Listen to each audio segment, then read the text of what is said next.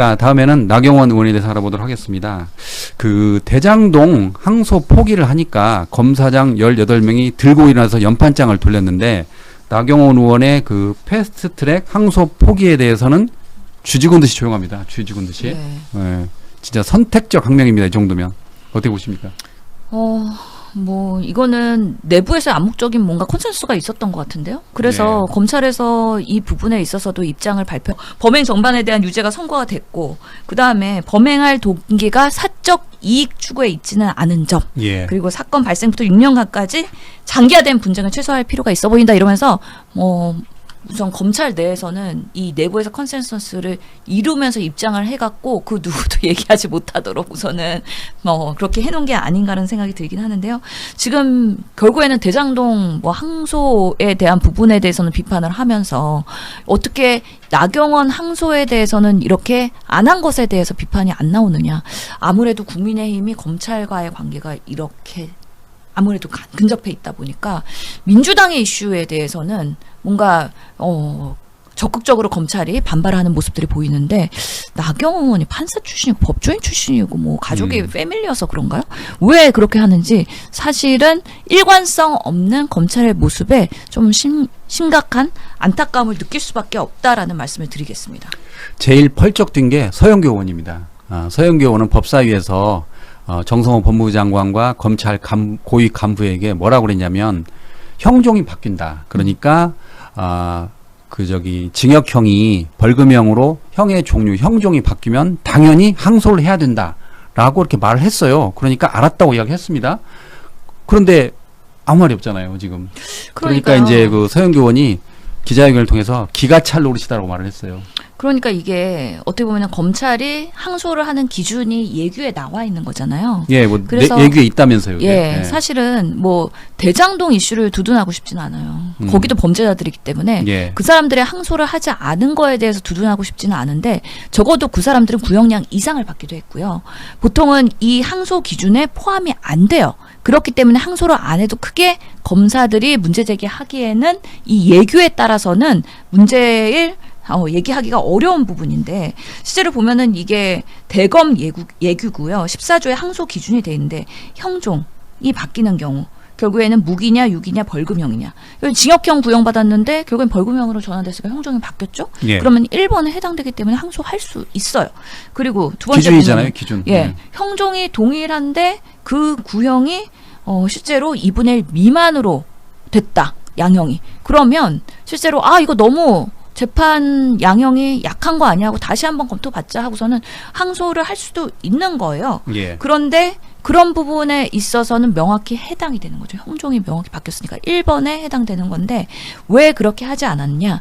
이 패스트트랙 사건이 6년 동안 지났고 실제로 국회의원들이 국회 선진화법을 만들어서 스스로가 동물국회 안 하겠다라고 약속을 한 것인데 그것을 첫 번째로 깨트린 사례인데 왜 그것에 대해서 강하게 질타하지 못했느냐에 대해서 안타까움이 분명히 있는 것이고 지금 나경원 의원도 그렇고 모든 사람들이 지금 의원직을 유지하게 된 상황이잖아요. 예. 그렇게 되면은 결국에는 이런 문제가 또 발생했을 때는 동물국회가 될 수 있는 가능성을 깔아준 거 아니냐. 이런 부분에 있어서의 걱정과 우려가 있는 것이죠. 예. 자, 이번에는 그 윤석열 정부의 그 의대 정원 증원 대책에 대한 중간감사 결과를 한번 살펴보도록 하겠습니다. 그 연 500명이었던 그 초기 증원 그 수가 윤석열 전 대통령이 늘려라고 하니까 4배로 늘어났어. 그래서 1년에 2,000명이 됐다는 거예요.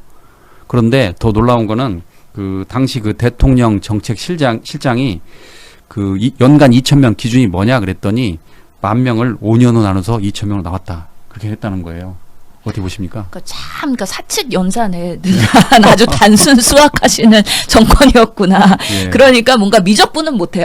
그냥 나누기, 곱셈, 그 정도 수준에서 4배수로 해갖고 500에서 2000 됐고 1만에서 5년 동안 우리가 구현해야 되니까 나누기 해갖고 2000 나왔고 이런 명분을 만들었다는 게 정말 심플해서 좋네요. 그래갖고 지금 의료계에서는 500명 증원하는 것도 이 500명의 의사를 더 추가로 양산하려면은 교육을 정말 10년 대계를 해야 되잖아요.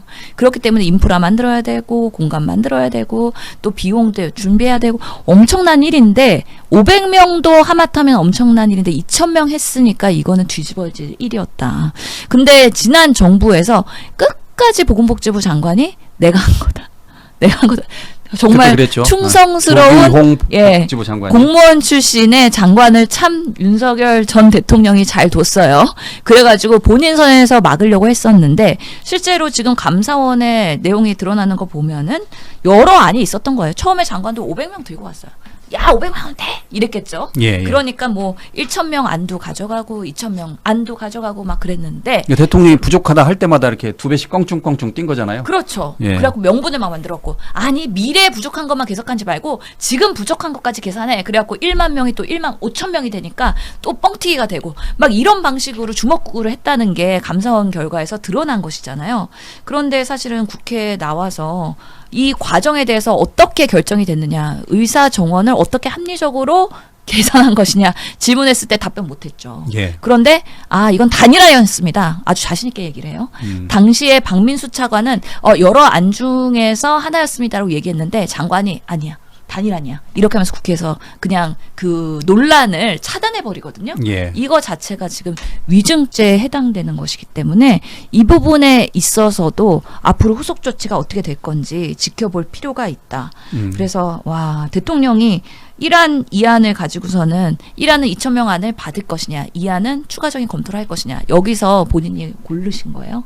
근데 2,000명으로 가자! 이렇게 된 거죠. 그 당시 2024년 2월 6일이었고요. 다시 우리 얘기로 돌아가면 명품백 이슈가 있었고 도이치모터스 주가 조작의 이슈가 올라오고 있는 시점이었는데 당장 구정 연휴가 일주일 넘게 있는 거예요. 예. 그러면은 우리 정치권에서는 구정 밥상에 무엇을 얻느냐에 따라서 끝나고 나서 지지율이 요동을 쳐요. 그럼 김건희 명품백 수수가 올라가면 안 되잖아요. 그러니까 김건희도 난리쳤을 거고 윤석열 대통령실도 난리쳤을 텐데 이것을 이슈로 덮어야 되는데 김정숙 여사 건은 김혜경 여사 건은 김명수 대법관 건 왜 안 돼? 근데 그런 거 다 안 되니까 그럼 의대 2,000명 가자! 이렇게 된 거죠. 그래서 피해본 우리 의료계는 그동안에 많은 환자들을 제대로 못 받았고 환자들이 사실은 제대로 치료를 못 받은 생명의 위협을 받았고 젊은 의사들 트라우마 받아가지고 이제는 나는 정말 중증, 외상 이런 거 안 해요 하면서 편안감만 하겠어요. 이렇게 하면서 마음을 다 접었다는 것.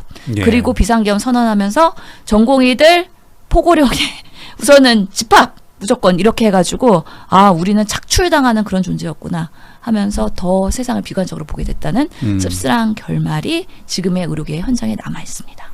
그러니까 도이치모터스하고 디올백 덮으려고 의대 증원을 2,000명으로 증원했다. 뭐 그런 의혹이 있나 봐요? 저는 계속 그렇게 주장을 했고요. 실제로 예. 절묘하게 그 타이밍이었고요.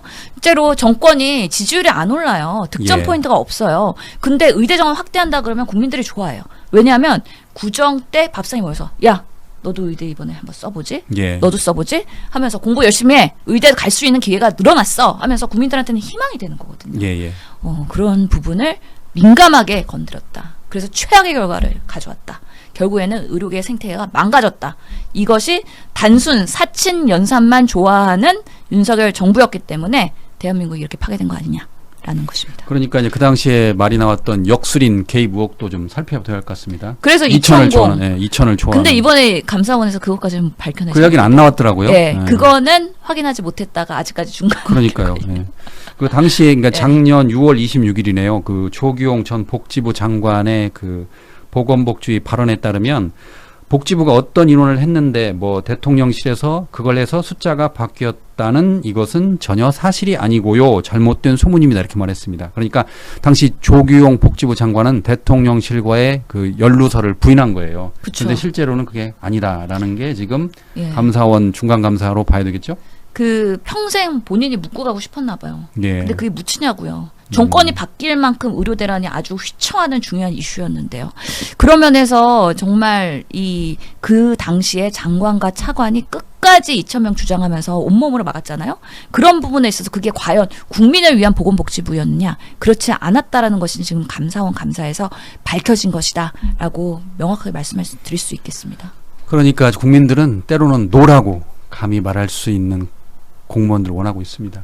예, 그래서 뭐라고 말할 수 있는 공무원 용기가 규정 바뀌고 필요합니다. 있잖아요. 공무원들. 예. 예. 그렇죠.